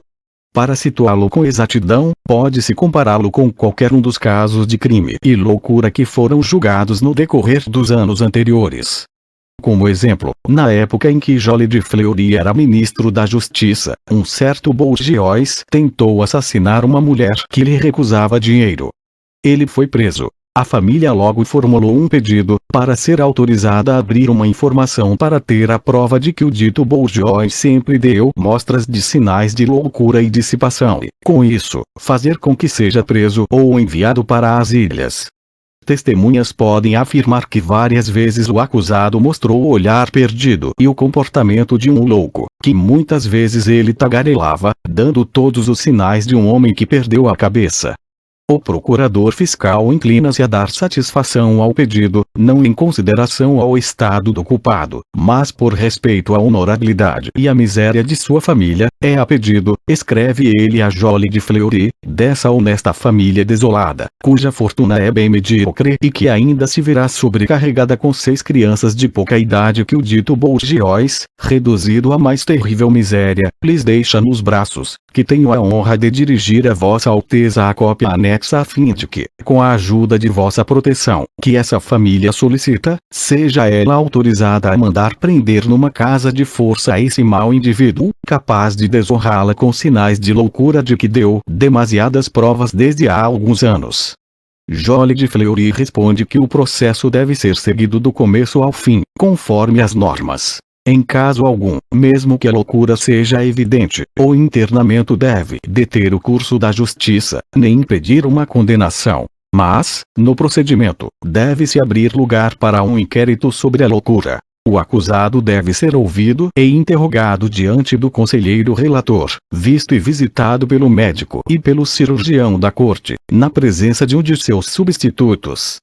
De fato, o processo ocorre, e a 1 de março de 1783 a Corte Criminal da Câmara de La Tournelle determina que Bourgeois será conduzido para a casa de força do castelo de Bicêtre, para ali ser detido, alimentado, tratado e medicamentado como os outros insensatos.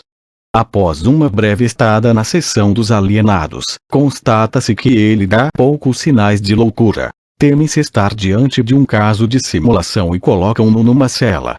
Algum tempo depois, ele pede e obtém, pois não manifesta violência alguma, que o levem de volta para junto dos insensatos, onde é empregado numa pequena função que lhe dá condições de proporcionar-se pequenas amenidades. Ele redige um requerimento para pedir sua libertação. O senhor presidente respondeu que sua detenção é um favor, e que seu caso era o de uma condenação ad hominem cifra mortem. Esse é o ponto essencial. A estada entre os insensatos, a que se condena o criminoso, não é indício de que o inocentam. É sempre, em todo caso, um favor. Isto significa que o reconhecimento da loucura, ainda que estabelecida no decorrer do processo, não faz parte integrante do julgamento. Ela se superpõe a este, modifica suas consequências, sem tocar no essencial. O sentido do crime, sua gravidade, o valor absoluto do gesto, tudo isso permanece intacto. A loucura, mesmo reconhecida pelos médicos, não remonta ao centro do ato para ir realizá-lo. Mas, sendo crime aquilo que é, ele beneficia aquele que o cometeu como uma forma atenuada de pena. Constitui-se assim, no castigo, uma estrutura complexa e irreversível, uma espécie de pena oscilante. Se o criminoso não dá sinais evidentes de loucura, passa dos insensatos para os prisioneiros. Mas se, quando na cela, se mostra razoável, se não evidencia sinais de violência, se sua boa conduta pode levar a que se perdoe seu crime, é recolocado entre os alienados, cujo regime é mais suave. A violência que está no centro do ato é, sucessivamente, aquilo que significa loucura e aquilo que justifica um castigo rigoroso. Alienação e crime giram ao redor desse tema instável, numa relação confusa de complementaridade, de vizinhança e de exclusão. Mas, de todo modo, seus relacionamentos continuam a ser exteriores. O que resta descobrir, e que será formulado precisamente em 1792, é, pelo contrário, o relacionamento de interioridade, em que todas as significações do crime irão oscilar e deixar-se apanhar num sistema de interrogação que, ainda em nossos dias, não recebeu resposta. É em 1792 que o advogado Belart deve defender em apelação o operário chamado Gras, 52 anos de idade, que acaba de ser condenado à morte por ter assassinado sua amante, surpreendida por ele em flagrante delito de infidelidade.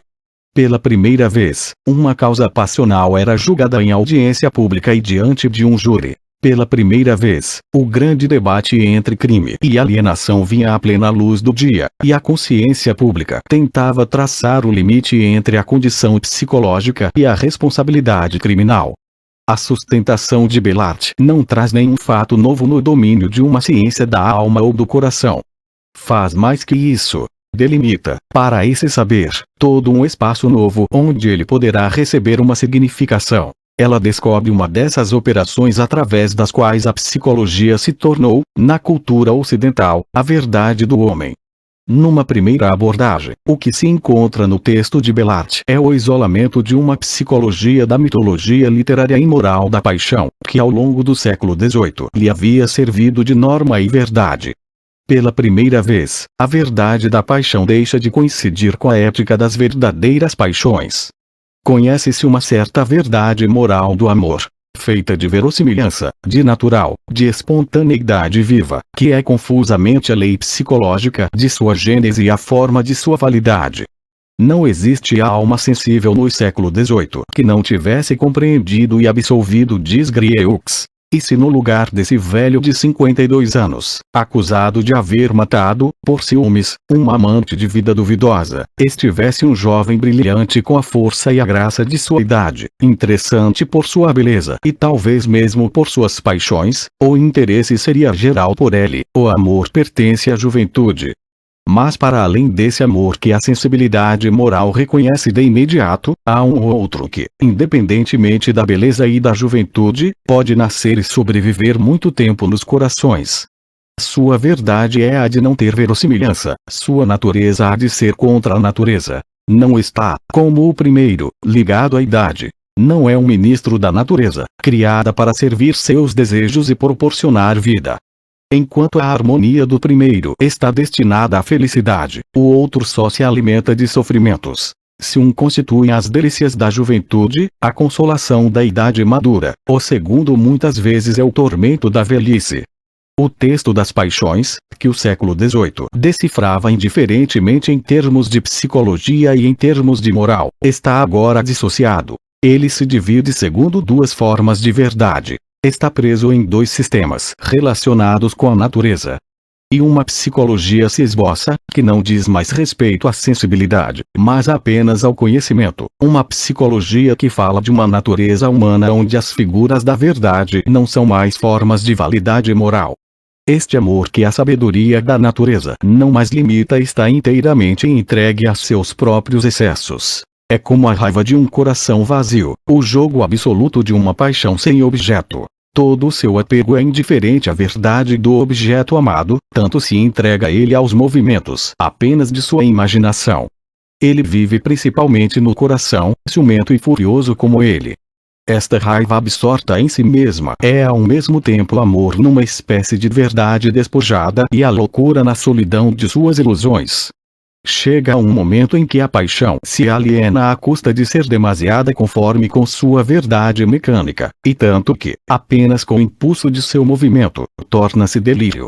E, por conseguinte, remetendo-se um gesto de violência à violência da paixão, isolando sua verdade psicológica em estado puro, situa-se num mundo de cegueira, de ilusão e loucura que se esquiva à sua realidade criminal.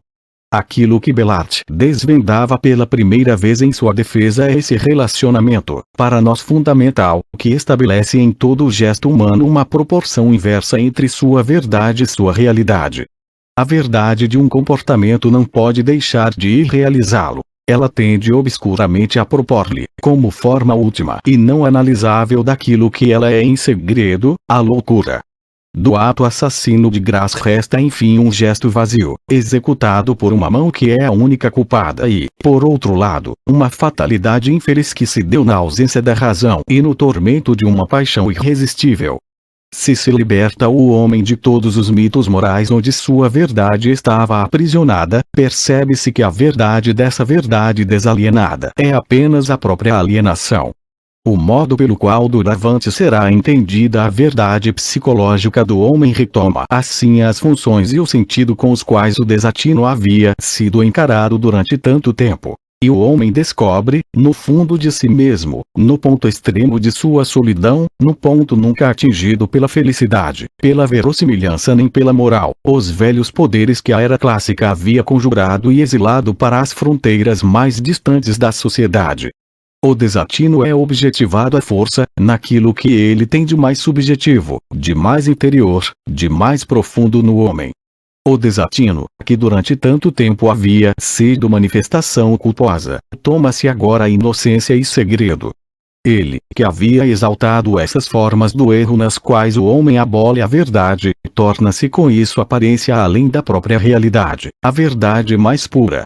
Captada no coração humano, mergulhada nele, a loucura pode formular aquilo que originariamente existe de verdadeiro no homem.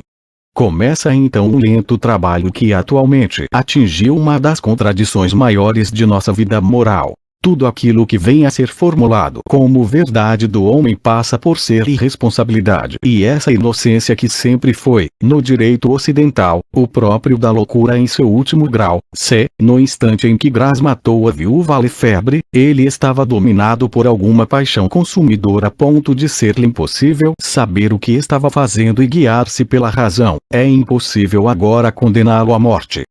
Todo o novo enfoque da questão da pena, do julgamento, do próprio sentido do crime por uma psicologia que coloca secretamente a inocência da loucura no coração de toda a verdade que se pode formular a respeito do homem já estava virtualmente presente na defesa de Belart. Inocência, esta palavra, no entanto, não deve ser entendida em sentido absoluto. Não se trata de uma liberação do psicológico em relação ao moral, mas antes de uma reestruturação do equilíbrio entre eles. A verdade psicológica não inocenta a não ser numa medida muito precisa. Esse amor que vive principalmente no coração, embora irresponsável, não deve ser apenas um mecanismo psicológico. Deve ser a indicação de uma outra moral, que não passa de uma forma rarefeita da própria moral. Um jovem, na força da idade e interessante por sua beleza, se é enganado por sua amante abandona-a.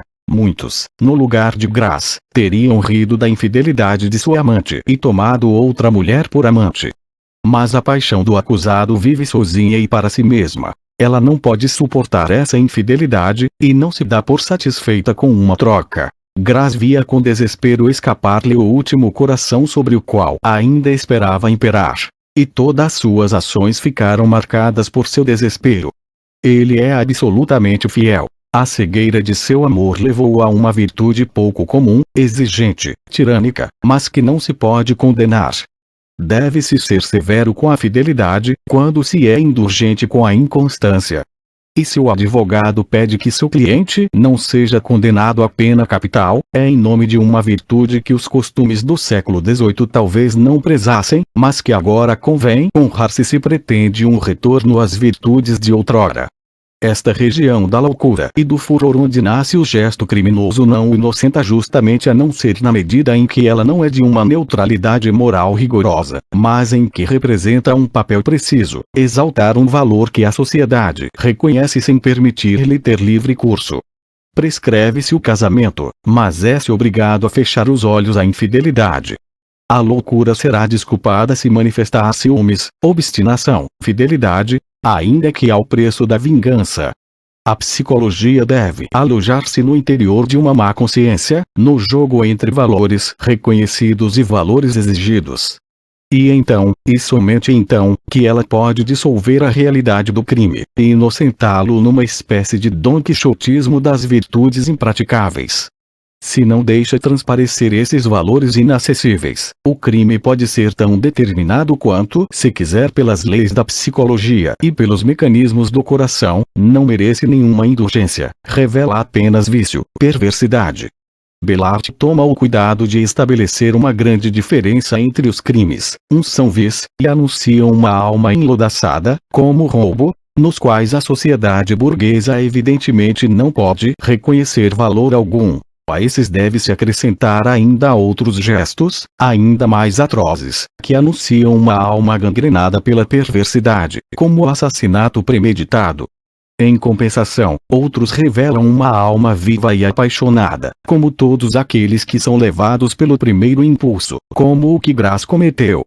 O grau de determinação de um gesto, portanto, não determina a responsabilidade daquele que o cometeu. Pelo contrário, quanto mais uma ação parecer nascer bem longe e enraizar-se nessas naturezas de lama, mais é ela culpada. Ao contrário, nascida inesperadamente e movida, como de surpresa, por um movimento puro do coração na direção de uma espécie de heroísmo solitário e absurdo, ela merece uma sanção menor. E se culpado por ter recebido uma natureza perversa e uma educação viciada, mas é-se inocente nessa passagem imediata e violenta de uma moral para outra, isto é, de uma moral praticada que não se ousa reconhecer para uma moral exaltada que se recusa a praticar, para maior bem de todos. Quem recebeu, em sua infância, uma educação sadia, e teve a felicidade de conservar seus princípios numa idade mais avançada, pode prometer a si mesmo, que crime algum semelhante aos primeiros, os das almas gangrenadas, virá manchar sua vida. Mas qual seria o homem suficientemente temerário a ponto de ousar asseverar que nunca, numa explosão de uma grande paixão, cometerá os segundos? Quem ousaria assegurar que jamais, na exaltação do furor e do desespero, manchará suas mãos de sangue, e talvez com o sangue mais precioso? Realiza-se assim uma nova divisão da loucura, de um lado, uma loucura abandonada à sua perversão, e que determinismo algum poderá desculpar. Do outro, uma loucura projetada na direção de um heroísmo que forma a imagem invertida, mas complementar, dos valores burgueses. E esta apenas, que aos poucos adquirirá direito de cidadania na razão ou, antes, nas intermitências da razão. É ela que terá a responsabilidade atenuada, cujo crime se tornará ao mesmo tempo mais humano e menos punível. Se se considera que ela é explicável, é porque ela se revela invadida por opções morais nas quais as pessoas se reconhecem.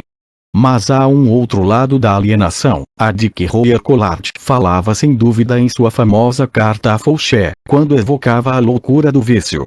Loucura que é menos que a loucura, porque é absolutamente estranha a um mundo moral, porque seu delírio só fala do mal.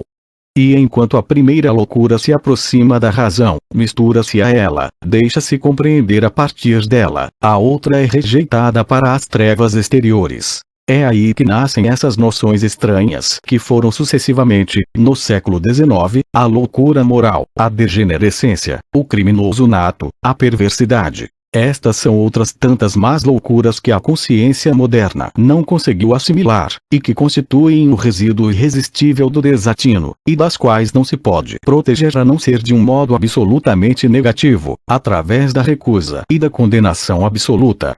Nos primeiros grandes processos criminais julgados na Revolução em audiência pública, é todo o antigo mundo da loucura que se vê novamente iluminado numa experiência quase cotidiana.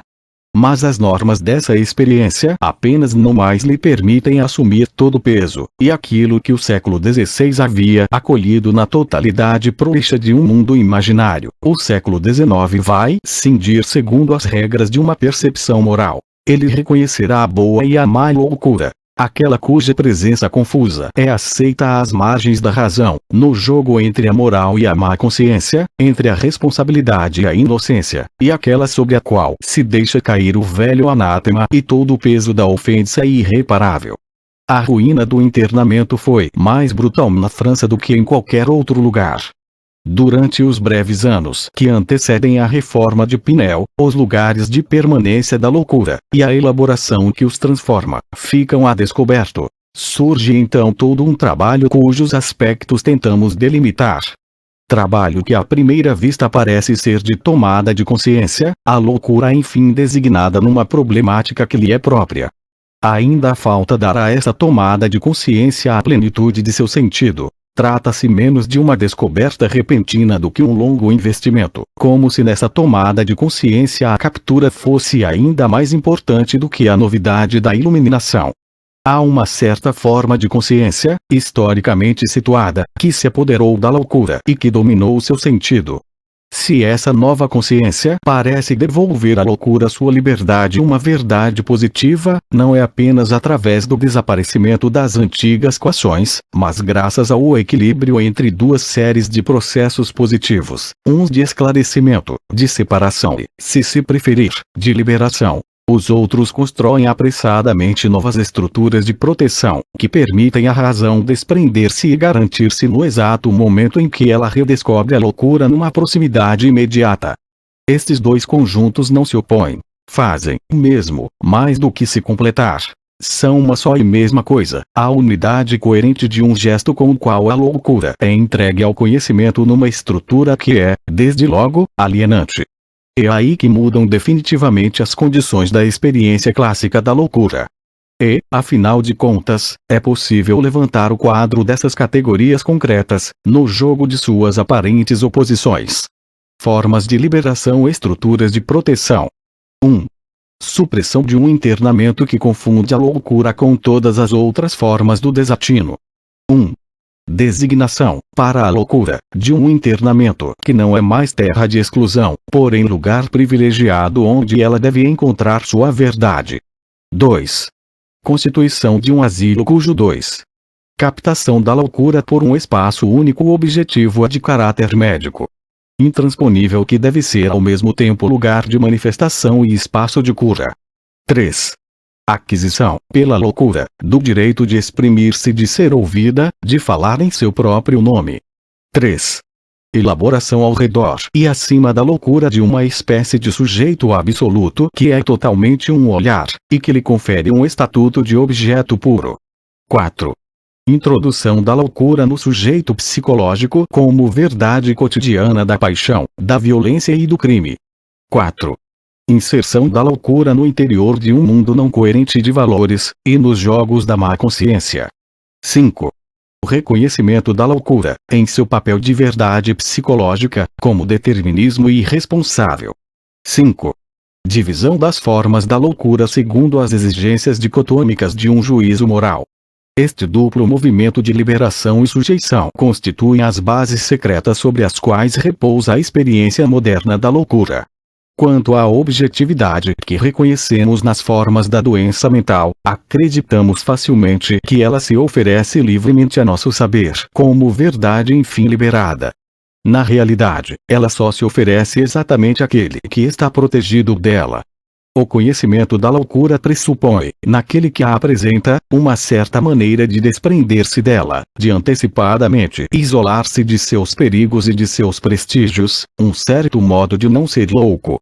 E o advento histórico do positivismo psiquiátrico só está ligado à promoção do conhecimento de uma maneira secundária. Originariamente, ele é a fixação de um modo particular de estar fora da loucura. Uma certa consciência de não loucura que se torna, para o sujeito do saber, situação concreta, base sólida a partir da qual é possível conhecer a loucura. Se quisermos saber o que aconteceu no decorrer dessa mutação que, em alguns anos, instalou na superfície do mundo europeu um novo conhecimento e um novo tratamento da loucura, é inútil perguntar pelo que foi acrescentado ao saber já adquirido. Tuque, que não era médico, Pinel, que não era psiquiatra, sabem mais a respeito desse assunto do que Tzolk'li. O que mudou, e mudou bruscamente, foi a consciência de não ser louco, consciência que, a partir de meados no século XVIII, se vê novamente confrontada com todas as formas vivas da loucura, considerada em sua lenta ascensão, e que logo desmorona na ruína do internamento.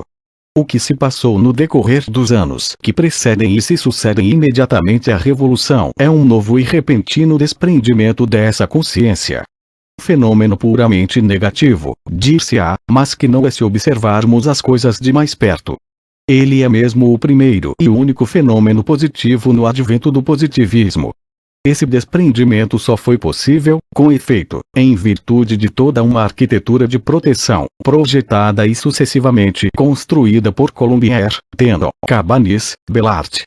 E a solidez dessas estruturas permitiu-lhe subsistir quase intactas até nossos dias, e mesmo a despeito dos esforços da pesquisa freudiana. Na era clássica, a maneira de não ser louco é dupla. Dividia-se entre uma apreensão imediata e cotidiana da diferença e um sistema de exclusão que confundia a loucura entre outros perigos. Essa consciência clássica do desatino estava portanto ocupada por uma tensão entre essa evidência interior, jamais contestada, e o arbitrário sempre criticável de uma divisão social. Mas no dia em que essas duas experiências se juntaram, em que o sistema de proteção social se viu inferiorizado nas formas da consciência, no dia em que o reconhecimento da loucura se fez no movimento pelo qual se estabelecia uma relação de distanciamento em relação a ela e se media as distâncias na própria superfície das instituições, nesse dia a tensão que reinava no século XVIII foi reduzida de um só golpe.